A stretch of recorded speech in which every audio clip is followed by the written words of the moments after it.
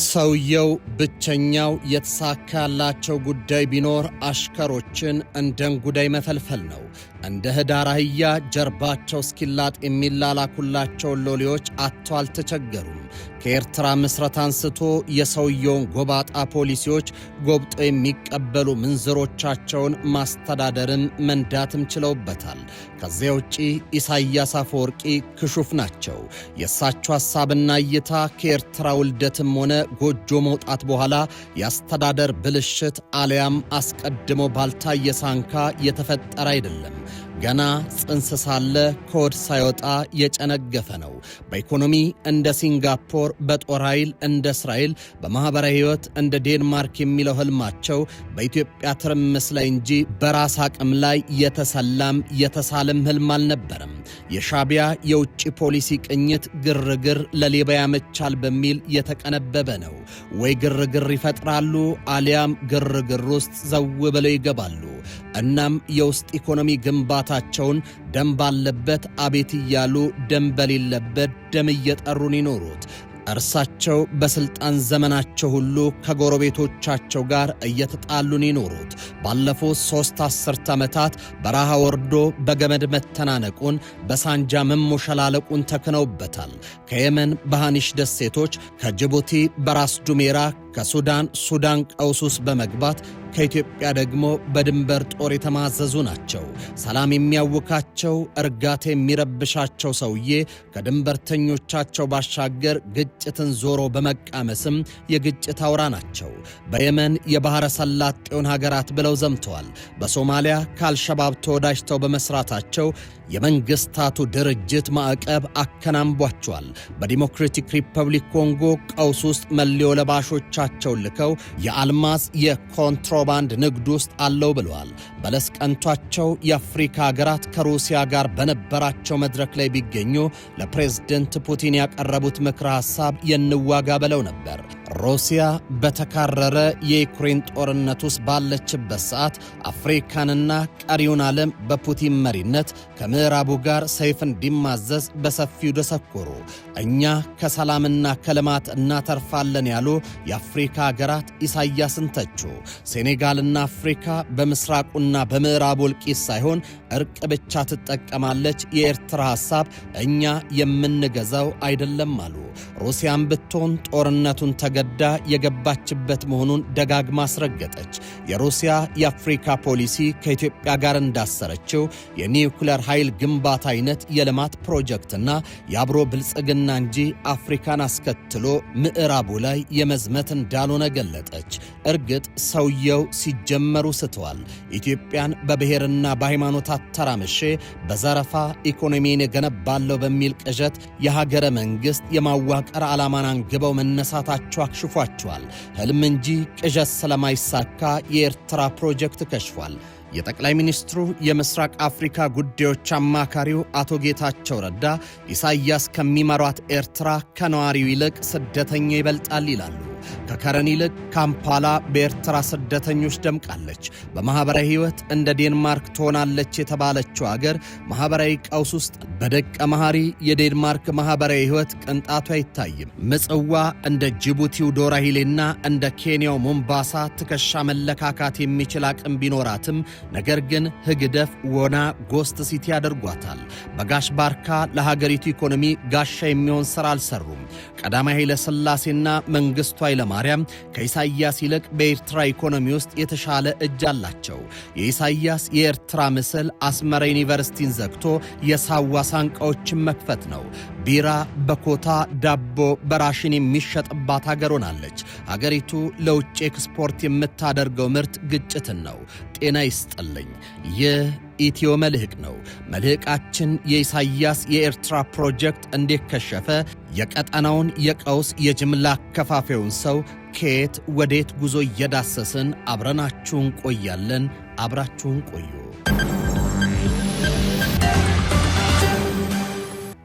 ድርጅቱንም የመሰረተው ኢሳያስ በተለይ ፒኤልኤፍን ከዛ በፊት የጀብሃ እንቅስቃሴን አዳክሞ ፒኤልኤፍን የመሰረተው ኢሳያስ አሽከሮችን የመሰብሰብ ከፍተኛ ብቃት ነው ላለፉት 50 ዓመታት ያዳበረው። ኢሳያስ ከኢትዮጵያ ጋር በ2018 እንደ ጠቅላይ ሚኒስትር አብይ ወደ ስልጣን ከመጡ በኋላ የሰላም ስምምነት ተፈራርሞም ሳይቀር ጸረ ኢትዮጵያ ኃይሎችን ከአስመራ ያስወጣል። በሆነ ሰዓት እንደሚጠቅሙት ያምናል። ተጨማሪ ሰዎችን ይፈልፍላል እንጂ ከኢትዮጵያ ጋር ሰላም ፈጥሬ ያለሁ በሚል በራቸውን የሚዘጋበት ሁኔታ አለ። የሱዳን የሚፈልፍላቸው በርካታ ኃይሎች አሉ። የደቡብ ሱዳን የሚፈልፍላቸው በርካታ ኃይሎች አሉ። አንድ ወቅት የስሪላንካ ኃይሎች ሳይቀር አስመራ ውስጥ አስቀምጦ ሲንቀሳቀስ ነበር። ኤርትራ እንደ ሌላው ሀገር በራስ እውነት ላይ የተመሰረተች አይደለችም። የሀገሪቱ ችግር በራስ አቅም ሀብትና ራዕይ የተቋቋመች አለመሆኗ ነው። ኤርትራ የኢትዮጵያ ጠላቶች ፕሮጀክት ናት። ኢትዮጵያን ከቀይ ባህር ለማቀብ እንደ ሲንጋፖርና እንደ እስራኤል ትሆናላችሁ ብለው የፕሮጀክቶቹ ባለቤቶች በስውት ትርክት ሰርተዋታል። እናም የሀገሪቱ የውጭ ፖሊሲ ኢትዮጵያን ማፍረስ፣ ብሔረ ግንባቷ ኢትዮጵያ ጠልነትና ኢኮኖሚዋ ኮንትሮባንድና ከኢትዮጵያ መዝረፍ ሆኗል። የዚህ ግን ማስፈጸሚያ የባህር በሩ ነው። ሀገሪቱ 1000 ኪሎ ሜትሮችን ባህርን የተንተራሰች ቢሆንም ኢትዮጵያ የባህር በር የተቆጣጠረች ዕለት የኤርትራ ብሔርተኝነትም ኤርትራ የተቋቋመችበትም ዓላማ ይፈርሳል ይላሉ። በመሆኑም የሀገሪቱን ሕዝብ ሁሉ መለዮ ለባሽ የተደረገው በግፍ ከኢትዮጵያ የነጠቁትን የባህር በር ለመጠበቅ ነው። የኤርትራ ሀገራዊ ብሔርተኝነት ግንባታ የተሰራው ባህሩ ላይ ነው። ባህሩን የተነጠቅን ቀን ማንነታችን ይናዳል ብለው ይሰጋሉ። ይህን ስጋታቸውን የሚያክሙት ዩኒቨርሲቲ የዘጉ የሳዋን የቅበላ አቅም በማስፋት ነው። የባህር በር ለኢትዮጵያን ቁስል ነው። ኢሳይያስ በኢትዮጵያ ውድቀት የምትጸና በኢትዮጵያ መወየብ የምትፈካ የኤርትራን ሕልውና ለመቅረጽ ከልጅነት እስከ ሽበት ተግቷል። ሀገር ሲመሰርቱ ኢትዮጵያ የጋራችን ኤርትራ ግን የግላችን ብለው ነው። እርሳቸው የፈጠሩት ሀገሩ ቢገነጠልም በኢትዮጵያ ትከሻ ላይ ተንጠልጥሎ መኖርን የሚፈልግ ነው። ከዚህ ባሻገር የሌለ ኤርትራዊ ማንነትን ለመፍጠር የተኬደበት ርቀት የኤርትራን ፕሮጀክት ክሽፈት ትልቁ ማሳያ ነው። በክሪስቶፈር ክላፋም የተሰነደው The Horn of Africa State Formation and Decay መጽሐፍ የኤርትራን ብሔራዊ ማንነትና ጂኦፖለቲካዊ ህልውና ስረ መሰረት በምሁራዊ መነጽር ይፈትሸዋል። ክላፋም እንደሚሞግተው የኤርትራ ብሔራዊ ስነ ልቦናና የፖለቲካ ማንነት የተቀረጸው በራሱ እሴት ላይ ከመቆም ይልቅ ኢትዮጵያዊ ባለመሆን ወይም ኢትዮጵያን በማቃረን ስሜት ላይ ነው ይላል። ይህ የተንሸዋረረ የማንነት ግንባታ የሀገሪቱን የፖለቲካ ኮምፓስ ዘወትር በተቃርኖ ላይ ብቻ እንዲሽከረከር አድርጎታል። በዚህም የተነሳ አንዲት ሉዓላዊት የተረጋጋችና በሁለንተና አቅሟ የገዘፈች ኢትዮጵያ በኤርትራ የፖለቲካ ሊቃን ዘንድ የምትታየው እንደ ተፈጥሯዊ ጎረቤት ሳይሆን የፈጠሩት የማንነት ትርክት መፍረስ ስነ ልቦናዊና ፖለቲካዊ ስጋት ሆኖ ነው። በአቶ ጌታቸው ቋንቋ የስጋት ኤርትራ ከኢትዮጵያ ጋር ሰላም በሆነችበት ሰዓት ሁሉ ነፍጥ አንጋች አማጽያንን ኢሳይያስ ከአስመራ ማባረርን አልፈቀዱም። የእሳቸው ህልውናን ለማጽናት የኢትዮጵያ መዳከምና መተራመስ እንደ ቅድመ ሁኔታ የሚወስዱትም ከዚሁ ባዶነት ላይ ከተመሰረተ የስነ ልቦና ቀውስ የመነጨ ነው። ከዚህ የትርክት ቀውስ ባሻገር ደራሲው የኤርትራን መጻኢ ዕድል ጨለማ ያደረገው የኪራይ ሰብሳቢነት የጂኦፖለቲካ አወቃቀር መሆኑን ያትታሉ። ኤርትራ ራሷን የቻለች የውስጥ ኢኮኖሚያ ሞተርም ሆነ ዘላቂ የምጣኔ ሀብት መሰረት ስለሌላት የህልውና ብቸኛው ዋስትና በቀይ ባህር ላይ ያላትን ስትራቴጂያዊ የባህር ጠረፍ ለጂኦግራፊ ኪራይ መዋል ብቻ ነው። ይህ የጥገኝነት መንገድ ሀገሪቱን ከራሷ ህዝብ ላብና ጥሪት ይልቅ ለባህረ ሰላጤው ኃያላን የባህር በርና የጦር ሰፈር በማከራየት የውጭ ኃይሎችን ፍላጎት ማስፈጸሚያ ያደርጓታል። እንደ ክላፋም ኢትዮጵያን በመጥላት ላይ የታነጸው ስስ ብሔራዊ ማንነቷ የራሷን ዕድል በራሷ ከመወሰን ይልቅ የቀጠናውን ታሪካዊ አተራማሽ የባዕዳን ጂኦፖለቲካዊ መጫወቻ ሆና እንድትቀር ኢሳይያስ አፈወርቂ ፈርደውባታል። ሀገር ሲመሰረት ኤርትራ እንዳልኩት ሮማንቲክ ኮንሰፕት ነው የተመሰረተው። ብዙ ጊዜ ሀገራት የሚመሰረቱት ታሪክ አለ። ፖፑሌሽኑ በጋራ ስነልቦና የጋራ አሰፋፈር ግምት በመግባት በማስገባት ሀገራት ተመሰረታለ።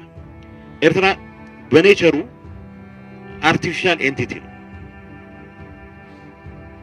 እንደ ብዙዎቹ የአፍሪካ ሀገሮች ኮሎኒያሊስቶች ሃፓዛርድሊ የፈጠሩት ካርታ የወለደው ሀገር ግን የኤርትራ የነጻነት እንቅስቃሴ ፈተና ይሄንን ጂኦግራፊ እውነታ ይሄንን ሂስቶሪካል እውነታ ዲናይ በማድረግ ኤርትራ የምትባል ኤንቲቲ ቫያብል ኤንቲቲ እንዳለች በታሪክ የሚቀዳ ህልውና እንደነበራት ለማስረዳት አሰልቺ ትግል ያደረገ ነው። የኢሳያስ ችግር ኤርትራን ከአቅሟ በላይ መወጠራቸው ነው።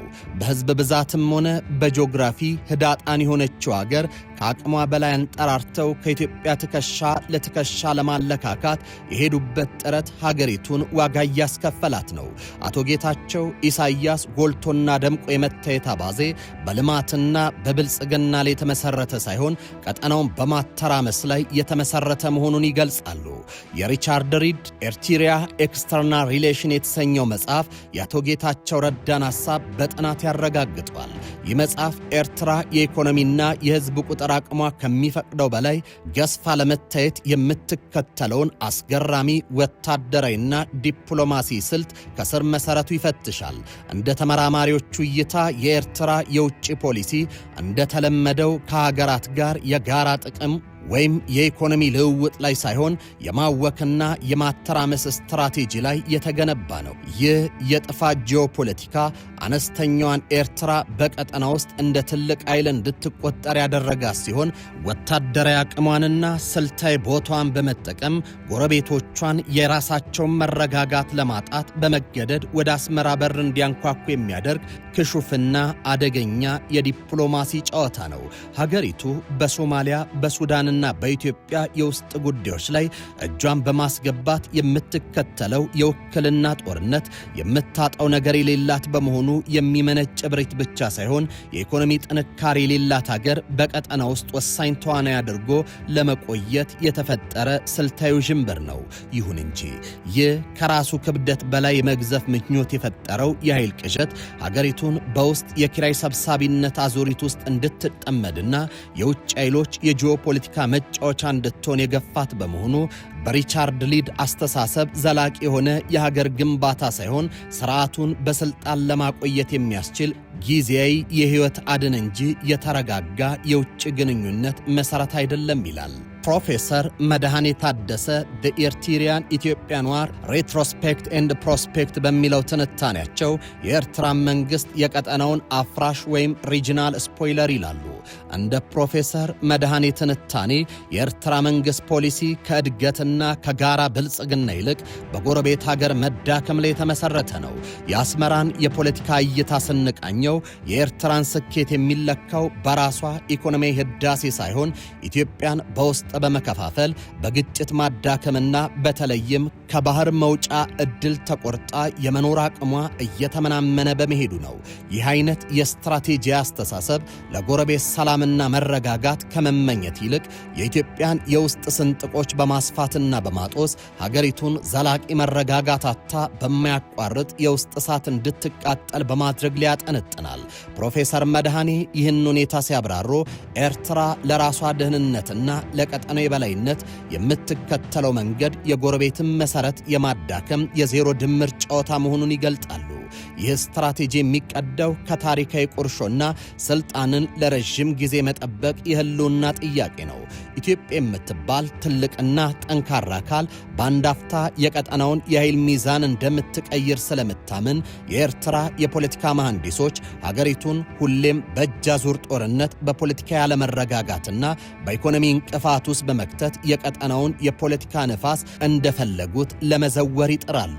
ፕሮፌሰር መድኃኔ እንደሚሉት የወደብ አልባነት ጉዳይ የፖለቲካ ጫና ለመፍጠር ብቻ ሳይሆን የኢትዮጵያን የልማትና የደህንነት ክንፍ ለመቁረጥ የተነደፈ ትልቅ የጂኦፖለቲካ መሳሪያ ነው።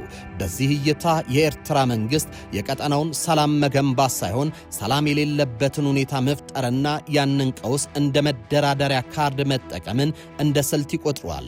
በመሆኑም ይላሉ ፕሮፌሰሩ የኤርትራ ፖሊሲ ከዲፕሎማሲያዊ ብስለት ይልቅ የቀጠናውን የኃይል አሰላለፍ የማወቅ አቅጣጫ ላይ የተገደበ ነው። ይህም የኢትዮጵያን መዳከም እንደ ራሱ ህልውና ዋስትና አድርጎ የሚመለከት የቆየና የሰነበተ የፖለቲካ ስልት ነው። የኢትዮጵያን ቅድም እንዳልኩ የኢትዮጵያ ድርጅቶች ጸረ ኢትዮጵያ ድርጅቶች ከኢትዮጵያ ጋር ሰላም ፈጥሬያለሁ ባለበት ወቅትም ጭምር አባንደና ያደርጋቸው ለሆነ ሰዓት ጥቅም ላይ የሚውሉበት እድል ስላለ ምክንያቱም ኔቸሩ በሰላም ላይ ተመስርተህ በጋራ ትብብር ላይ ተመስርተህ በጋራ ብልጽግና ላይ ተመስርተህ መክበር አይደለም። ኃይልን ተጠቅመህ አቅም በፈቀደ መጠን እያስፈራራህ ካልሆነ በግልጽ ወረራም ጭምር የማስገበር አባዜ ያለበት ሊደርሺፕ ስለሆነ ሀገሩን ማስቀጠል አይችልም ብቻ ሳይሆን አብዛኛውን የሀገር ሪሶርስ ለትርምስና ለብጥብጥ አጀንዳ ነው መዋል የሚችለው። አቶ ጌታቸው የኤርትራ መንግስት ከግጭት ውጪ መስጠት የማይችል ለልማትና ለብልጽግና ንፉግ የሆነ ነው ይላሉ። ማርቲን ፕላውት አንደርስታንዲንግ ኤርትሪያ ኢንሳይድ አፍሪካ ሞስት ሪፕሬሲቭ ስቴት በተሰኘው መጽሐፋቸው በኤርትራ ምድር የሰፈነው የሻቢያ ስርዓት የምሽግ መንግስት ጋሪሰን ስቴት ነው ይላሉ። ይህም ማለት በሀገሪቱ ውስጥ ያለውን የህይወት እንቅስቃሴ በሙሉ ከኢኮኖሚ እስከ ማህበራዊ ግንኙነት የስርዓቱን ህልውና ለማስጠበቅ በሚል ሰበብ በጠባብ ወታደራዊ ቁጥጥር ስር የዋለበት ነው። የሻቢያ የውስጥ አወቃቀር አንድ ዘመናዊ መንግስት ሳይሆን አሁንም እንደ አንድ የትግል ዘመቻ ታጣቂ ድርጅት የሚሰራ መሆኑን ፕላውት በጥልቀት ያሳያሉ። በዚህ ስርዓት ውስጥ ብሔራዊ አገልግሎት የሚባለው አሰራር ለሀገር መከላከያ ሳይሆን ለዜጎች ማህበራዊና ኢኮኖሚያዊ ነጻነት መገደቢያ እንዲሁም ሰዎቹን በስርዓቱ ዙሪያ እንደ ታማኝ አገልጋይ ለማቆየት የሚውል የቁጥጥር መሳሪያ ነው። ይህ የውስጥ አፈናና የዜጎችን የመምረጥ መብት የመቀማት አሰራር የውጭ ፖሊሲው ዋነኛ ሞተር ሆኗል። ጸሐፊው እንደሚሞግተው የኤርትራ ውጫዊ ግንኙነት በመተማመን ላይ ሳይሆን በስጋት ላይ የተመሰረተ ነው። ስርዓቱ በየቀኑ የስልጣን ወንበሩን ለማቆየት የሚያስፈልገው ሰበብ የውጭ ጠላት ነው። ኢትዮጵያ ልትውጠን የሚለው የፍርሃት ትርክት ለስርዓቱ የውስጥ አፈና ህጋዊ ሽፋን የሚሰጥ ዋና መሳሪያ ነው። ስለዚህም የኤርትራ ውጫዊ የጥላቻ ፖሊሲ ከሀገሪቱ ስትራቴጂያዊ ጥቅም የመነጨ ሳይሆን የውስጥ አፈናው እንዲቀጥል የሚፈለገው የነፍስ አድን ኦክሲጅን ነው። ማርቲን ፕላውት የሻቢያ መንግስት ከውስጥ ሊጥለው የሚችለውን ኃይል በውጭ ጠላትነት እየሸፈነ የሀገሪቱን ዕጣ ፈንታ ከራሱ የስልጣን ዕድሜ ጋር አጣብቆ የያዘ ለቀጠናው ሰላም የሰርክ ስጋት የሆነ ስርዓት ነው ይላሉ። የተወደዳችሁ የኢትዮ መልሕቅ ቤተሰቦች የዛሬው መልሕቃችን በዚህ ተጠናቋል። በቀጣይ በሌላ ጉዳይ እስከምንገናኝ በያላችሁበት ሰናይ ጊዜ ይሁንላችሁ።